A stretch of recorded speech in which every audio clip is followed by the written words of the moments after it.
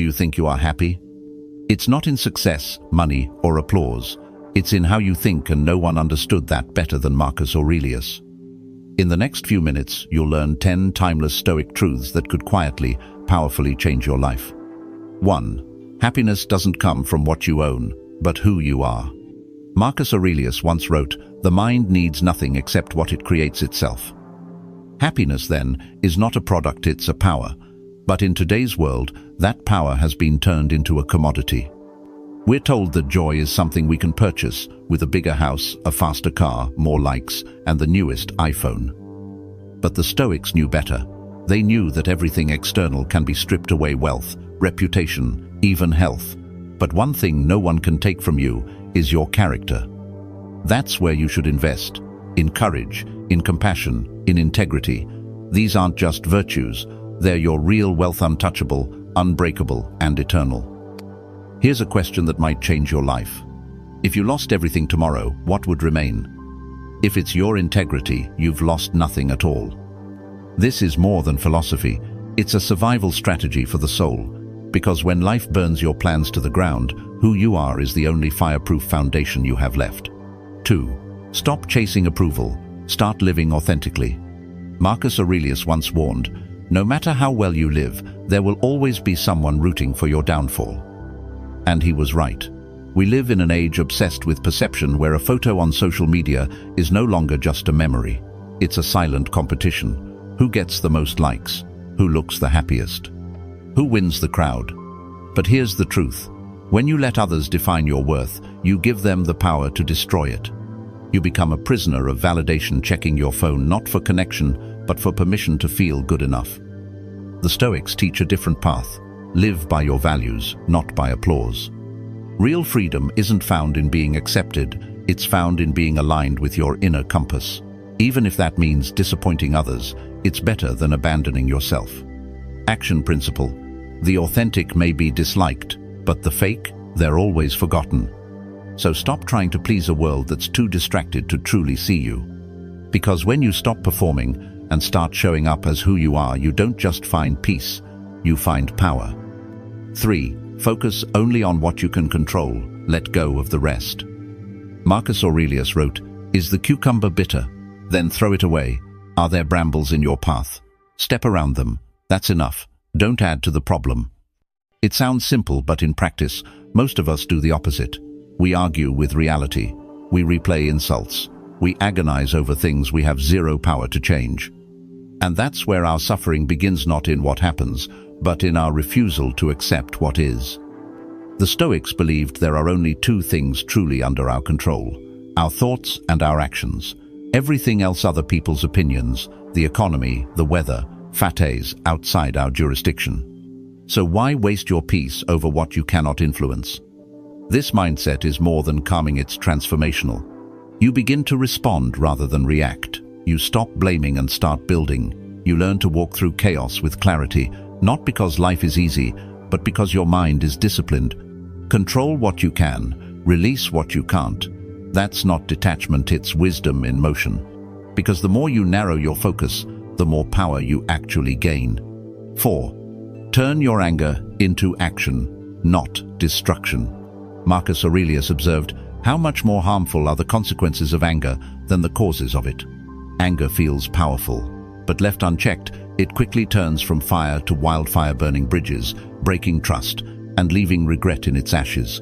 We've all felt it, that heat rising in your chest, the urge to lash out, say something sharp, prove your point. But what if that energy wasn't wasted? What if anger, instead of being a wrecking ball, became a tool? The Stoics never said, "Don't feel anger." They said, "Feel it, understand it, then choose what to do with it." Because anger is a signal, something matters. But how you respond, that defines your character. You can scream in traffic, use that frustration to train patience. You can curse the unfairness, channel it into creating real change. You can punch walls, build something. Powerful people aren't those who never get angry. They're the ones who know what to do with that power when it shows up. Anger is energy. Don't let it destroy, let it drive. 5. Negative emotions begin in the mind, not the world. Marcus Aurelius reminds us, Your ability to control your thoughts, treat it with respect. It's all that protects your mind from false perceptions. Most people believe their emotions are caused by events, the traffic jam, the rude comment, the missed opportunity. But the Stoics understood a deeper truth. It's not the thing itself, but your interpretation of it, that creates your feelings. Two people can face the same situation, remains calm, the other spirals into anxiety. Why? Because thoughts act like lenses, coloring everything we see and feel.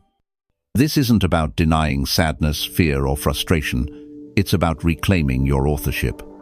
When you realize emotions are rooted in thinking, you stop being a passive recipient and start becoming a conscious participant. That snide remark, it doesn't hurt until you believe it.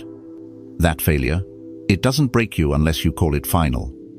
By mastering your inner narrative, you master your emotional landscape. It's not easy, but it's liberating. Because when you change your thoughts, you don't just change how you feel. You change how you live. 6. Resilience is the real art of living. Marcus Aurelius wrote, "The art of living is more like wrestling than dancing." It's not always graceful. It's not always smooth. Life throws punches: illness, failure, betrayal, sudden loss. And the Stoic doesn't avoid these blows. He prepares for them. Resilience isn't about pretending everything is fine. It's about standing back up again and again with clarity and strength. It's training your soul like a fighter trains his body ready to face what's unpredictable. Most people crumble at setbacks because they thought life would be easy. The Stoic, on the other hand, expects resistance, and because of that, he's rarely shaken. He adapts, he absorbs the hit, and most importantly, he never confuses failure with finality. Setbacks aren't the opposite of progress, they are the path. Every stumble teaches balance. Every storm reveals what truly matters. This is not blind optimism, it's earned confidence, the kind that says, "Whatever happens, I will remain upright, maybe bruised, but never broken." Because in the end, life doesn't reward the most talented, it rewards the most resilient. 7. Gratitude turns what you have into enough. Marcus Aurelius advised, "Take full account of the blessings you possess, and in gratitude remember how you would long for them if they were not yours." It's easy to overlook what we have until it's gone. Health, family, freedom, even the breath you're taking right now, all feel ordinary until life reminds us they're not. Modern life trains us to chase more status, more things, more goals.